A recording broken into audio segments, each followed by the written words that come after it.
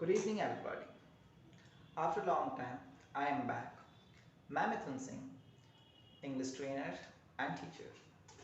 Guys, आज मैं आप लोगों को विनोबा भावे यूनिवर्सिटी और उसमें पढ़ाया जाने वाला इंग्लिश ऑनर्स उसके बारे में बात करने वाला हूँ। तो दोस्तों, स्पेशली झारखंड की बात की जाए तो यूँ तो झारखंड में बहुत सारे institutions, school, colleges, coaching centres हैं, बट कुछ खास यूनिवर्सिटीज़ हमारे झारखंड में हैं, जैसे रांची यूनिवर्सिटी। और आफ्टर रांची यूनिवर्सिटी अगर हम लोग गौर फरमाएं तो विनोबा भावे यूनिवर्सिटी का नाम हमेशा आता है, क्योंकि विनोबा भावे यूनिवर्सिटी एक बहुत ही अच्छा पॉपुलर यूनिवर्सिटी है। हर साल बहुत सारे बच्चे इस यूनिवर्सिटी में इनरोल करते हैं, एजुकेशन रिसीव करते हैं।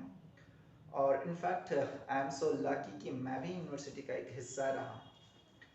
तो अगर आप ग्रेजुएशन कहीं से भी कर लेते हैं, जैसे अगर आप झुमरी तलैया के जेजे कॉलेज से ग्रेजुएशन कर लेते हैं, या फिर आप धनबाद के पीके रॉय कॉलेज से ग्रेजुएशन करते हैं स्पेशली इन इंग्लिश, तो इसके बाद अगर आप मास्टर्स प्लान करते हैं एमए क्लासेस के लिए, पोस्ट ग्रेजुएशन के लिए, तो आई वुड डेफिनेटली सजेस्ट कि मास्टर्स के लिए आपको विनोबा भावे यूनिवर्सिटी एक बहुत ही अच्छा प्लेटफॉर्म साबित होगा।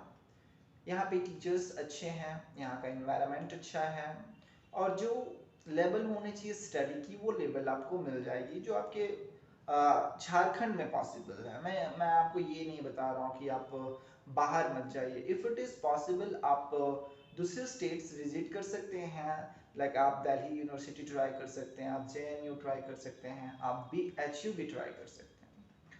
तो कमिंग टू द पॉइंट, आज मैं आप लोगों को बताने वाला हूँ कि विनोबा भावे यूनिवर्सिटी में जो इंग्लिश की क्लासेस होती हैं, स्पेशली इंग्लिश ऑनर्स की क्लासेस होती है, तो English honours Vinoba Bhave university की कोई भी कॉलेज जो इससे एफिलिएटेड है वहाँ पे आप कर सकते हैं। उसकी सिलेबस आपको वहाँ पे पढ़ाई जाती है। यहाँ पे तो हमारी सेमेस्टर सिस्टम है, जहाँ पे 3 साल का कोर्स को 6 सेमेस्टर में डिवाइड किया गया है।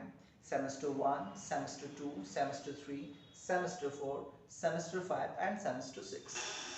तो जो फाइनल सेमेस्टर है, सेमेस्टर 6, इसका मैं एक्सप्लेनेशन आज आपके बीच करने वाला हूँ। तो without any delay, let's start the explanation. So guys, ये हमारे हाथ में विनोबा भावे यूनिवर्सिटी की सिलेबस है, जिसे मैंने खुद डिज़ाइन किया है। इसका लिंक भी मैं आपको नीचे दे दूंगा और आप इसे इमेज में भी देख सकते हैं। तो ये सिलेबस जो है, तो लाइक एवरी सेमेस्टर, हर एक सेमेस्टर की तरह इस सेमेस्टर में कुछ स्पेशल पेपर्स हैं, और उसमें अलग अलग यूनिट हैं। तो सबसे पहली बात कि अगर आपने semester 5 English honours Vinoba Bhave university का पढ़ा है, तो आप वहाँ पे देखे होंगे कि आपको कोर कोर्स, जो आपका मेन पेपर होता है, वो कोर कोर्स 11 एंड 12 रहा होगा। मतलब पेपर नंबर 11 आपने पढ़ा होगा, पेपर नंबर 12 आपने पढ़ा होगा। इसके बाद बात करेंगे हम डीएससी का। तो अगर आपने डीएससी पोइट्री वहाँ पे रखा है, तो आपने DSC 1, DSC 2 nature and poetry and nature आपने ये पढ़ा होगा। लेकिन अगर आपने स्टडी ऑफ शेक्सपियर पढ़ा है, तो study of Shakespeare 1, study of Shakespeare 2, ये पार्ट रहा है सेमेस्टर 5 के सिलेबस का। आज हम बात करते हैं सेमेस्टर 6 के सिलेबस का। तो गाइस, यहाँ पे 2 मेन पेपर और 2 सब पेपर, 4 पेपर आपको पढ़ने हैं। पहला हो जाता है आपका पेपर 14। पेपर 14, पेपर 13 पहला होगा। पेपर 13, जिसका नाम दिया गया है मॉडर्न यूरोपियन लिटरेचर, और इस पेपर में 4 यूनिट होते हैं, एज यूजुअल जैसे हर एक पेपर में 4 यूनिट होता है। पेपर 13 के बाद पेपर 14 जो है, इसका नाम है पोस्ट कॉलोनियल लिटरेचर। बहुत ही इंटरेस्टिंग है guys, post colonial literature. Again यहाँ पे हम लोगों के पास 4 यूनिट्स हैं देखने को, वो मैं सारा भी एक्सप्लेन करूंगा, अभी मैं ब्रीफ में आपको बता रहा हूँ। मूविंग टू द नेक्स्ट, अगर हम बात करें डीएससी की, तो अगर आपने डीएससी स्टडी ऑफ शेक्सपियर रखा है, तो स्टडी ऑफ शेक्सपियर थर्ड आपको पढ़ना है as DSC third, and DSC fourth में आपको स्टडी ऑफ शेक्सपियर फोर्थ पढ़ना है। तो आपके पास 4 पेपर हो गए, paper number 13, paper number 14, DSC 3, DSC 4। Paper number 13 है मॉडर्न यूरोपियन लिटरेचर ड्रामा, 14 है पोस्ट कॉलोनियल लिटरेचर, डीएससी 3 है स्टडी ऑफ शेक्सपियर थर्ड, और डीएससी 4 है study of Shakespeare fourth. So guys, well guys, so अब हम बात करेंगे पेपर 13 जो मॉडर्न यूरोपियन ड्रामा के नाम से जाना जाता है। इसमें 4 यूनिट कौन कौन से हैं? पहला यूनिट को मार्क कीजिएगा, ये है topics to be study in the context of European drama, politics, social change and the stage, text and performance, realism and experimentation, tragedy and heroism. Means guys, जो मॉडर्न यूरोपियन ड्रामा है, तो जो modern European as रहा था, आपने modern age पढ़ा होगा, that is from 1901 से लेकर 1945 तक, या फिर उसके बाद पोस्ट मॉडर्न। तो ये दोनों को इंक्लूड करके हम एज ए हिस्ट्री पेपर यहाँ पे पढ़नी है। वहाँ पे हमें देखना है कि उसका सोशल कंडीशन क्या रहा है, पॉलिटिक्स का क्या कंडीशन रहा है, वहाँ पे जो मेजर इवेंट्स हुए। जैसे अगर आप बात करें मॉडर्न पीरियड का, तो मॉडर्न पीरियड में आप देखते हैं कि 2 मेजर इंसिडेंट हुआ है। पहला है वर्ल्ड वॉर फर्स्ट एंड दूसरा है वर्ल्ड वॉर सेकेंड। तो यहाँ से आपने ट्रेजेडी देखा, यहाँ पे आप हीरोइज्म देखेंगे, रियलिज्म देखेंगे। तो ये सारा पोर्शन यूनिट 1 का है, paper 13। Moving to the next, unit 2 की बात करें तो आपको एक बहुत ही इंटरेस्टिंग प्ले पढ़ना है। ये नॉर्वेजियन प्ले है जिसका नाम है घोस्ट। ये प्ले जो है 1881 में लिखा गया और 1882 में पब्लिश हुआ। ये घोस्ट प्ले को लिखा गया है हेनरिक इब्सन के द्वारा, और Henrik Ibsen was born on 20 March 1828 and इनकी डेथ हो गई थी 23 मई 1906। तो ये आपका यूनिट 2 था, ghost by Henrik Ibsen. Moving to unit 3। Unit 3 में आपको एक दूसरा प्ले पढ़ना है जिसका नाम है the good woman of Setzuan. The good woman of Setzuan ये बहुत ही अच्छी प्ले है जिसको लिखना स्टार्ट किया गया था 1938 में। 1938 में स्टार्ट किया गया था और 1941 में ये जाके कंप्लीट हुआ। गाइस, जब ये 1941 में कंप्लीट हुआ तो इसको पब्लिश 1943 में किया गया। The good woman of Setzuan ये लिखा गया है बार्टोल्ड ब्रेच जो कि एक जर्मन राइटर हैं, और इनका बर्थ हुआ है 10 फरवरी 1898 और इनका डेथ हुआ है 14 अगस्त 1956। Moving to unit 4। यूनिट 3 आपने देख लिया, the good woman of Setzuan. Unit 4 बहुत इंटरेस्टिंग है जिसका नाम है राइनोसोरस। राइनोसोरस भी एक प्ले है जो कि 1959 में पब्लिश हुआ और लिखा गया। इसको लिखने वाले हैं आयोग्नी आइनेस्को, युग्नी आइनेस्को। युग्नी आइनेस्को जिनका बर्थ 1909 में हुआ और डेथ 1994 में हुआ। तो ये 4 यूनिट आपने देखा पेपर 13 का। पहला social political condition of modern age, दूसरा घोस्ट, तीसरा the good woman of Setzuan और चौथा rhinoceros. Moving to the 14th paper. Paper 14th में हमें 4 यूनिट को फिर से स्टडी करनी है।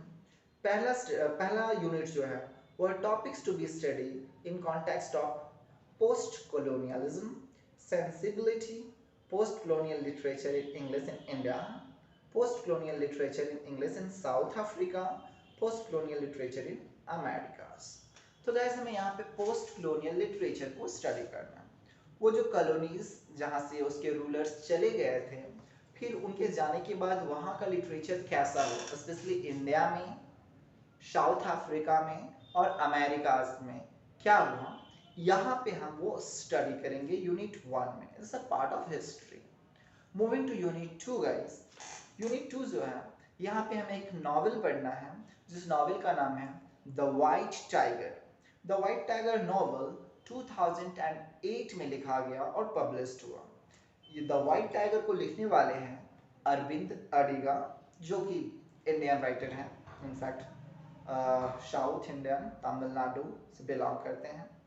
अरविंद अडिगा जिनका जन्म हुआ है 23 अक्टूबर 1974 and he is still alive guys. तो यूनिट सेकंड में आपको पढ़ना है the white tiger. Unit third की बात करें तो यहाँ पे हमें पढ़ना है थिंग्स फॉल अपार्ट। ये भी एक नॉवेल है जो कि लिखा गया 1958 में, और इसको लिखने वाले हैं चिनुआ अचेबे। चिनुआ अचेबे जिनका बर्थ हुआ 19 नवंबर 1930 और डेथ हुआ 21 मार्च 2013। ये नाइजीरिया के रहने वाले थे। तो यूनिट थर्ड में आपने देख लिया थिंग्स फॉल अपार्ट। अब यूनिट फोर्थ की बात करें, यूनिट फोर्थ में हमें पढ़ना है द वाइट सरगासो सी। ये भी एक नॉवेल है जो कि 1966 में लिखा गया। वाइट सरगासो सी 1966 में ये लिखा गया, पब्लिश्ड हुआ। इसके लिखने वाले हैं इसको लिखने वाले हैं जॉन राइस। जॉन राइस जिनका बर्थ है 24 अगस्त 1890 और डेथ है 14 मई 1979। तो फिर से आपने 4 यूनिट देखा दोस्तों। पेपर 14 में पहला तो आपका पोस्ट कॉलोनियल लिटरेचर का हिस्ट्री आपको बताना है, इंडिया, साउथ अफ्रीका और अमेरिका में। दूसरा द वाइट टाइगर आपको पढ़नी है। तीसरा थिंग्स फॉल अपार्ट पढ़ना है और चौथा वाइट सरगासो सी पढ़नी है। मूविंग टू डीएससी गाइस, अगर बात करें हम डीएससी की एवरीवन, तो डीएससी बहुत ही आसान है। शेक्सपियर को स्टडी करते हैं तो बहुत ही इंटरेस्टिंग ये होता है। स्टडी ऑफ शेक्सपियर थर्ड में हम पढ़ेंगे concept and feature of Shakespearean histories. Shakespeare ने बहुत सारे हिस्टोरिकल प्लेस भी लिखे हैं और वो हिस्टोरिकल प्लेस में से कुछ प्लेस को हमें पढ़ना है। तो इसमें 2 यूनिट हैं। फर्स्ट यूनिट में concept and feature of Shakespearean histories पढ़ना है और सेकेंड यूनिट में हमें शेक्सपियर के 3 हिस्टोरिकल प्लेस को पढ़ना है, जिसमें पहला है हेनरी द फोर्थ पार्ट 1, दूसरा है Henry the fourth part 2 and तीसरा है रिचार्ड द सेकंड। बस इतना ही पढ़ना है, बहुत ही इंटरेस्टिंग है।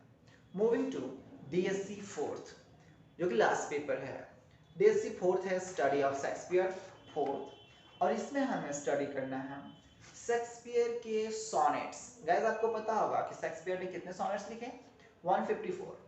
तो इसमें से हमें स्टडी करनी है कोई सबसे पहला जो यूनिट है इसमें हमें background, concept and feature of Shakespearean sonnets को डील करना है, उसके बैकग्राउंड को स्टडी करनी है। और यूनिट 2 जो है इसमें शेक्सपियरियन सोनेट 10 चूज किया गया है और वो 10 सोनेट्स हमें डील करना है, जिसमें पहला है शैल आई कंपेयर दी, दूसरा है लाइक एज द वेव्स, तीसरा है सिंस ब्रास नॉर स्टोन, चौथा है टायर्ड विद ऑल दीज, पांचवा है नो लॉन्गर मॉर्न्स फॉर मी, छठा है द टाइम ऑफ ईयर, सातवां है फेयरवेल दाउ आर्ट डियर, आठवां है they that have power to hurt, नौवां है व्हेन इन द क्रॉनिकल, और लास्ट 10वां है the marriage of the true minds. ये सारी चीज़ें स्टडी करनी है। तो it is not a very big syllabus guys. अगर आपको किसी तरह की कोई प्रॉब्लम होती है इंग्लिश ऑनर्स से रिलेटेड, विनोबा भावे यूनिवर्सिटी के आप स्टूडेंट हैं, तो you can watch my videos. और अगर आपको ये वीडियो अच्छा लगा तो आप काइंडली सब्सक्राइब करें हमारे इस चैनल को। मैं इंग्लिश ऑनर्स से रिलेटेड सारी वीडियो बनाता हूँ, आपके लिए सारी बेनिफिशियल होगी। Till then, thank you very much, bye bye, have a good day everyone.